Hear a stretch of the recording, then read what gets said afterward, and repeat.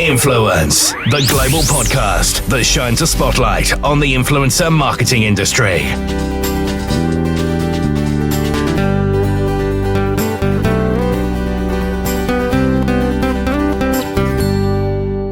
Welcome to Influence, the global podcast that shines a spotlight on the influencer marketing industry. I'm Gordon Glenister, and in this edition, I'll be talking to two established influencers about their experiences, and particularly around the current COVID-19 pandemic. So what we're facing right now is a global emergency never seen since World War II, and there's no real blueprint for this. Many of us are facing self-isolation, fear of losing our income or jobs, the stress of living in a confined environment, and being worried about catching the illness itself. However, maybe it's also a once-in-a-lifetime chance to try something new.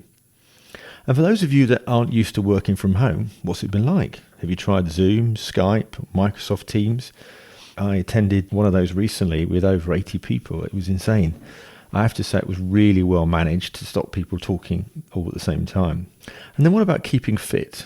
What are we doing to look after ourselves and eat well? Loads of people have now been tuning into various workouts online. So I wanted to catch up with two individuals who take the fitness regime quite seriously. One is Rob Eades, who runs his own Instagram channel, The Lean Student Chef, and also fitness influencer James Middleton. So I was keen to find out how they are coping with the current status quo. I think our story will probably be quite similar. James has done a big push getting his live workouts together and really trying to adapt to the situation. And I've kind of done exactly the same really over the last couple of weeks. I managed to create just about and launched last night thehomefitnessplan.com, which is a month-long plan of workouts that people can do with zero equipment from their own home, maximum of 20 minutes. So it sort of fits into everyone's schedule. And it's just been a question of realizing that the world isn't going to be the same for a while, and how I've made money up till now and my brand relationships and all that kind of thing is going to be put on hold. So what can I do to try and add some value to people that are also in the same situation, and at the same time help to dig myself out of it as best as possible, really? That's quite an interesting point. Sometimes by doing something for other people, there is a sense that you feel better yourself, don't you? Yeah, for sure. And if you can sort of kill two birds with one stone, then all the better. But yeah, I mean, I won't sort of sit here and say like I didn't lick my wounds for a while and didn't think, what the hell am I going to do? And didn't get pretty anxious and down. But fortunately, like I've also lucky that I managed to do that with my girlfriend. So we've sort of helped each other through it a bit, and things are looking on the rise, which is great news, obviously. But again, like I'm also fully aware of the fact that I'm not necessarily one that's been hit the hardest by this, and sort of every little thing we can do to help each other out right now is a good thing. 100%. And James, how's it been for you? Yeah, I mean, I'd agree largely with Rob saying. I mean, Rob, it's only been 1 week. For me, doing the live workouts that I'm doing every day on my Instagram is a great kind of way of getting a community. I think the biggest thing and what I realized on Instagram, particularly in this period is that initially when I saw these live workouts coming up and all these, home workouts, I was thinking, oh, here we go. But actually, I think it's fantastic. And I think the big thing now, particularly for guys like Rob and myself and all the other influencers who have a platform, it's about making people feel, as if you're with them on their level. We sometimes get carried away with what we do, that it's all the kind of the me show sometimes. But actually, like, this is now all about us interacting with people, asking how people are doing, doing lives, bringing people on, like that sort of sense of community. We've seen it with the NHS. It's been amazing. And I think that's the kind of responsibility that a lot of us need to take on board now. And one thing I said last night to people, and I'm trying to do myself, is just to take every day as it comes and not think about the following day, the next week, how long this is going on for, because that's a dangerous mindset to be in and can really become quite demoralizing. And it's interesting to see some of the big sports stars now, football players, cricket players, now realizing that they can't play football, can't play cricket. What are they doing? And there is this, you use the word community, which I think is a really important word. It's a great way for influencers to be able to share that support with them and help them, because I mean some people are being sort of furloughed, as we've now called it, so actually don't have anything to do, and of course boredom is a real challenge for some people, and having some form of focus to keep their mind fit as well as their body, I think is really important. Would you agree? 100%. I think boredom is definitely a word, again, that I think springs to mind. And I think just occupying yourself, it doesn't have to be, some people don't want to do HIIT workouts and jump around their living room. Some people just want to go on long half an hour, 45 minute walks, and that's great. And, we can get very easily distracted, particularly myself, when it's all kind of, fitness, exercise. But we've got to look past that as well and think about, our mental state, because, 100%. Admittedly, over the weekend, I was feeling a little bit anxious, a little bit kind of bogged down by it. I started thinking, gosh, is this really going to be what it's like for the next, month, 2 months? And, I think, you can be the happiest, fittest person through all of this, but you might still be very unhappy, upstairs in your mind. And I think it's trying to find something that you can occupy yourself with, whether it's, for me, I love listening to podcasts, reading books, just reading random stuff. I just started reading Sapiens, the history of mankind. I mean, I never in my wildest dreams did I think I'd read this book, but I just thought, let's just try something different that's not fitness related and definitely do something that's interesting. I was going to say, I think also boredom and loneliness are pretty sort of tightly in bed together as concepts, because it can lead to the other, in terms of if you're feeling lonely and you're feeling by yourself, if you're at least entertained and doing things that make you feel like you've got a routine and you're busy, that's one step of dealing with that, I think.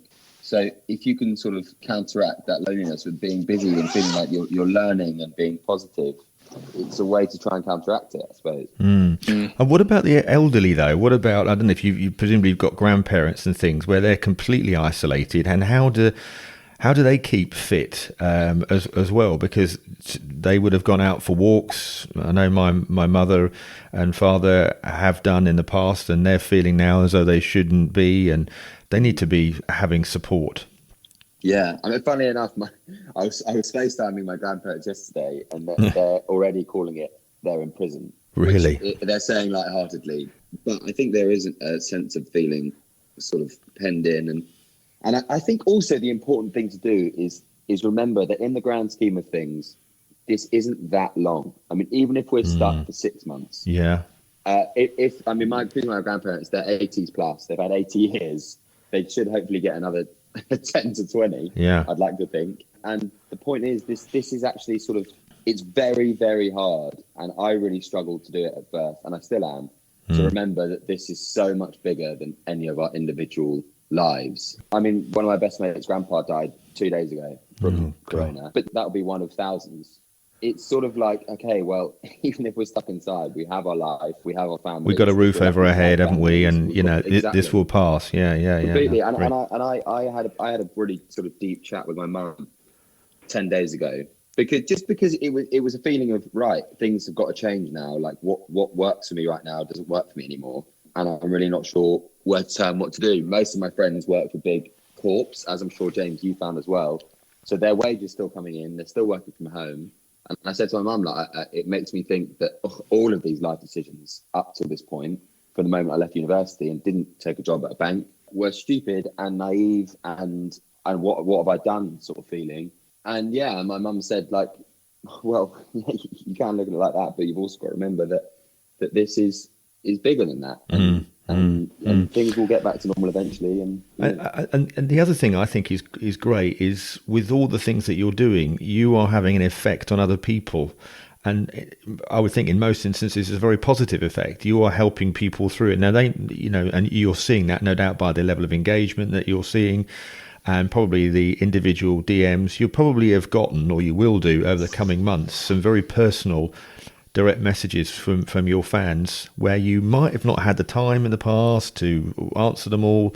And this would be, as I've said to people before, this is a great time to build your audiences, and connect even greater.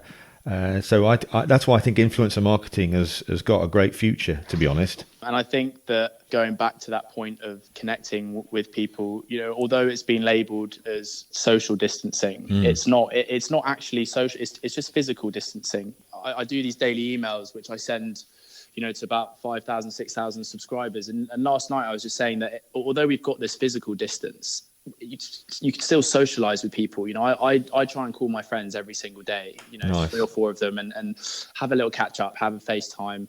And like you said, it's something that I just didn't have time really to do before this. And it's the same with our followers. I'm now actually replying to people's DMs, which I just wouldn't even look at, you know, before this, and amongst all the hustle and bustle. And it's a really nice opportunity to actually hear and speak to other people who, you know, you don't know, and I guess look up to you and want your advice. And then you know that they're going to walk away from having spoken to you feeling better. Exactly. And that might just be the boost that they've needed, you know, for a long time. Exactly. And might keep them going for weeks. It's quite humbling, isn't it, to be fair?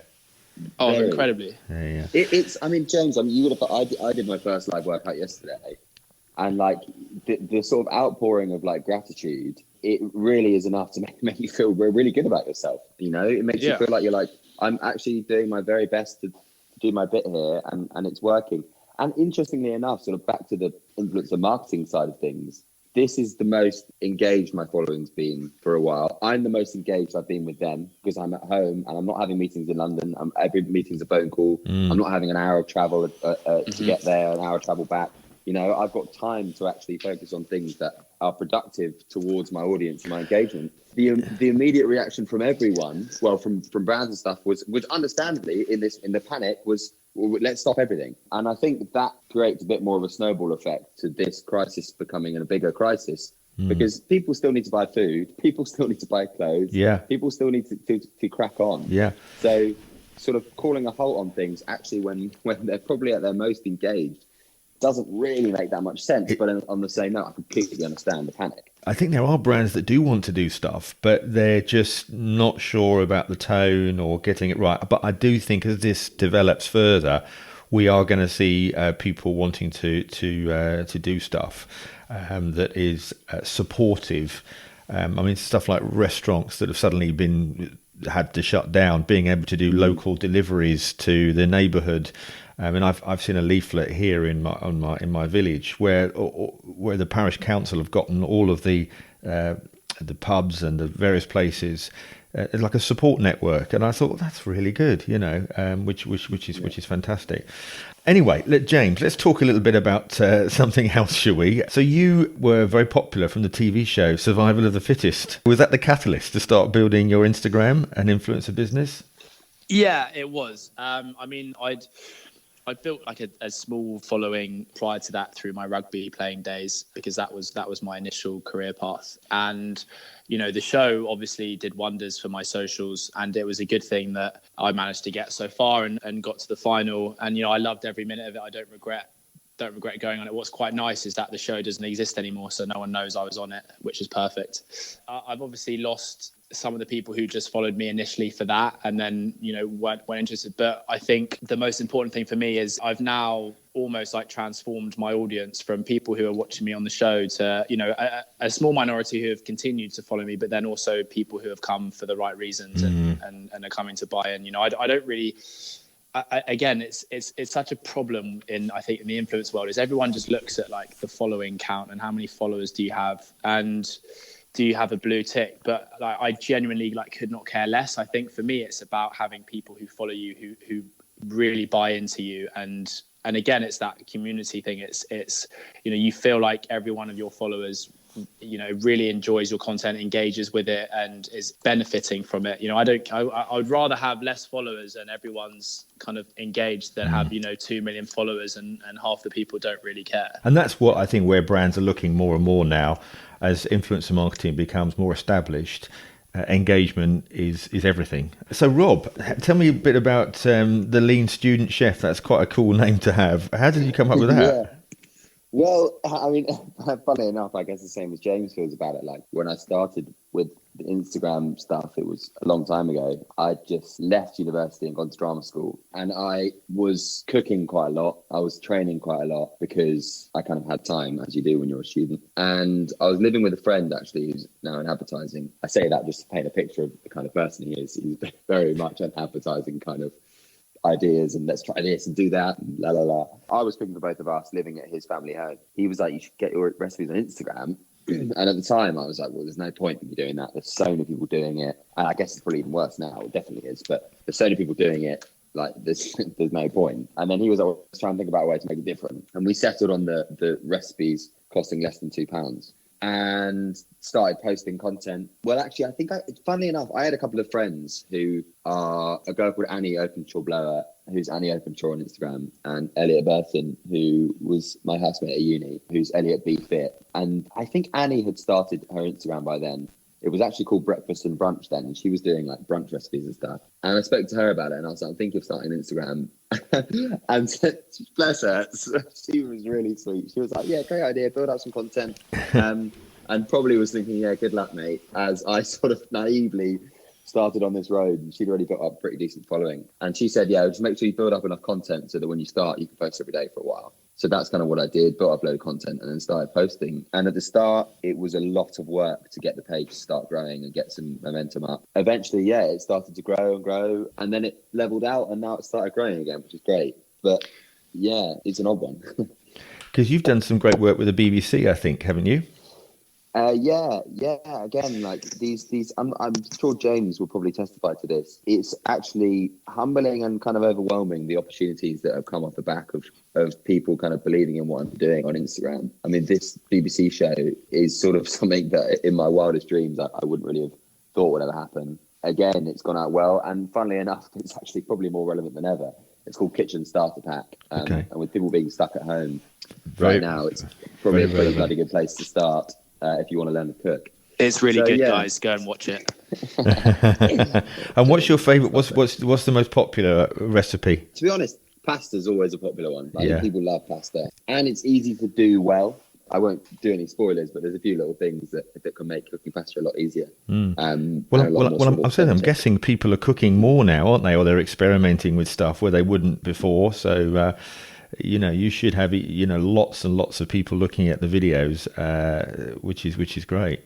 Yeah, it's suddenly sort of popular again. A lot of people tagging me, being like, "Oh, I've seen the chef on TV," and it's like, yeah, it's strange. But I'm sorry, I forgot to mention. I'm about to sort of, the reason I started saying it was so long ago, the Lean Student Chef, and how that came about was obviously I was a student, and it was sort of, that was a big part of my life then, and obviously now that's changed. So I am. Maybe even today, actually, or tomorrow, going to change my tag. Your identity. You're going to change your identity. Yeah. Which is no a big, way. Yeah, which is a big sort of scary step. Can you tell us? Yeah. What can I tell you? What? Can you tell us what the new identity is? Oh, it's just going to be Rob _Eades, the one I was born with. Yeah. So that's going to happen in the next couple of days. That's great. That's good. The artist formerly known as Lean Student Chef. That's Prince once. So. Yeah, you're like P Diddy when he changed to Puff Daddy or whatever. I'm like Yeezy. And James, what are some of the standout collaborations that you've done? I'd probably say to date the biggest one I've just signed with Under Armour, which for me was like a huge one because, particularly in the fitness world, sports world, you've got the dominating brands like Nike and Adidas, and Under Armour came about over the last kind of month or so, and it was just one that I really, really, really wanted because I'm wearing sports stuff pretty much, all day, every day, and it's an amazing brand. They've got a big dominance in America, and they're trying to kind of break into the UK market a bit more. Their clothing is insane. They've got some really great ambassadors on board. The Rock being kind of like the legend. Really, wow. So that was good, and then I think. It was funny because I had a big transition in terms of brands who I work with. I did a lot of brand work, almost like too many partnerships, but like small ones. Whereas now, when I've signed with my new agency, I've focused on a kind of lot more long-term partnerships with bigger brands, just because I think it looks more authentic. It feels more authentic. It's easier just to incorporate into your day-to-day life. Yeah, that's the trend, isn't it? Really, long-term partnerships. Definitely. Yeah, and it honestly, as an influencer, it's so much easier working with a brand that you're kind of using all the time, and you're not, it naturally fits into your lifestyle. There's been some challenging ones in the past, and again, like I never work with a brand that I obviously don't believe in, and I have this motto where it's like, would I sell this brand to my kids?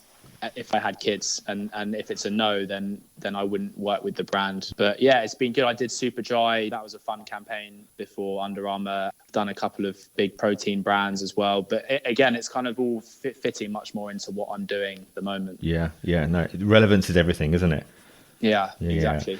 So social media is going through the roof at the moment. The numbers are quite staggering. One of them in particular that is getting a lot of headlines and has so for the last year or so is TikTok. So are either of you are either of you on TikTok? Yeah, I joined last week. I was planning to join about 2 months ago, and again, it was one of those things where I just had to prioritize launching like my online fitness business rather than jumping around my living room dancing to music. So I thought, what a more perfect time. And I did a video about 2 days ago, and it's on like 260,000 views. It's mental. Wow. How quick it picks up, but it is, you do have to be careful. It's addictive. You know, I went down a TikTok hole of about 45 minutes before bed the other night and thought I'd never come out. What about you, Rob? You on it? Yeah, I definitely second that. I just watch animal videos on it. I mean, I also I've got ambitions to make content on there, but I haven't quite got down to the dancing around my living room. But we'll see what happens. Listen, give it a week, you'll be doing that.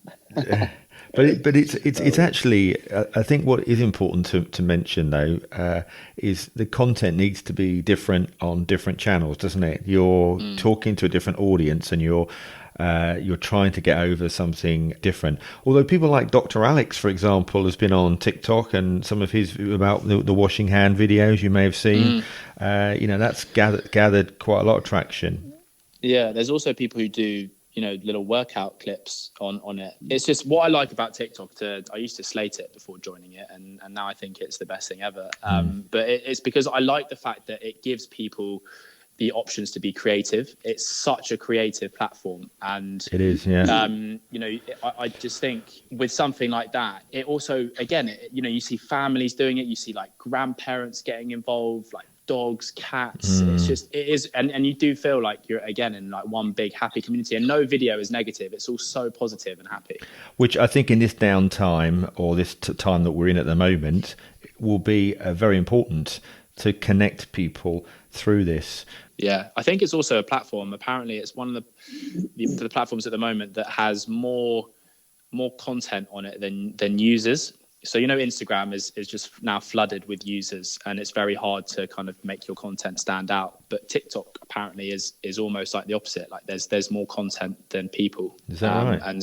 And so there's an abundance of opportunity to kind of have your content seen. Yeah, I mean, I'm not sure how long it will last until there's more users than content. But but do you think there's going to be more influencers and creators that will now come out of this that perhaps wanted to start a career in as being an influencer, content creator, and now have the opportunity to build that audience? Yeah, I really do. I mean, I think, the way that I saw my video blow up in like 2 days, and no one knows who I am on TikTok. I just think it's a really good way in, I think, for people who have got time on their hands, who are creative. And again, I think what's nice is for someone like me on here, if I share a video from my TikTok or my Instagram, it shows people a different side of me. It's not all just straight fitness and health talk. And I think people like to see that you're also just a normal human who likes to have a bit of fun. Yeah. So exactly. I think that's why I think it's good, having a number of different platforms where you can kind of show different sides to you. It's funny. James and I are friends. We chat a lot, and we obviously kind of know each other's personality outside of just that Instagram bubble. And he's right. Like it's we're both sort of silly, sort of kind of childish, and TikTok's such a great way to sort of show that. Maybe I should do some more TikTok stuff. Honestly, Rob, just set aside a couple of hours a day, and you'll be surprised with what sort of content you can come out with. So lastly, guys, I wanted to ask you, you're both members of the BCMA, Branded Content Marketing Association. Why do you think it's important to have a voice for the influencer and content creator community? Do you know what? It's funny. James probably did the same. Well, I'm an actor, like trained actor and model, and I worked in both those worlds. And as an actor, we've got equity. which is sort of the union as such. It's slightly different, I know, but it means as an actor, you have rights in the workplace, you get fair treatment, you don't get taken for a ride, you have a level of sort of authenticity and respect about the work you're doing. Modeling is kind of a different bag. There is no agency. Managers take 30%. You're really sort of taken for a ride. And there's definitely a danger of this marketplace becoming like that without something to pull people together and make people realize that they have a voice and that they don't have to be taken for a ride, and that it can actually be a sort of fair functioning marketplace that works for all parties. So getting something like that works and sort of brings more authenticity to what people are doing and helps to sort of shuffle the sort of cowboy influencers, as I call them, who are promoting boom bod and bodyweight tea and all that kind of thing. Anything that can try and sort of shuffle them out the side and make them less credible is definitely a good thing. What do you think, James? I completely agree. You know, we're all in the kind of same boat here, and I think a lot of us experience the same problems in this world. And like Rob said, on the modelling side of things, it's very difficult and it's very challenging, and you almost feel like you're just by yourself trying to fight against getting paid on time and brands, keeping you on set for longer, etc., etc. And I think having kind of team of influencers who are very much going through the same experience on the same page, learning from each other, understanding different kind of difficulties we face is great. And I think all it does is it just further enhances people's understanding of it. And again, I think once you realize that something like this is quite powerful and you see that each and every person is trying to do the very best they can and with the platform that they have and is going through the same problems, and you're talking about that and coming up with solutions and understanding how better to work with brands, I think it just benefits everyone involved. Influence, the global podcast that shines a spotlight on the influencer marketing industry. So that's it for another edition of Influence. Please make sure you subscribe and listen to some of the other episodes. You can find them on my website, gordonglenister.com, or the BCMA branded content marketing website too. Always happy to find out about topics and guests that you'd like to hear about. Just drop me a line, gordon@gordonglenister.com. So until next time, it's bye from me.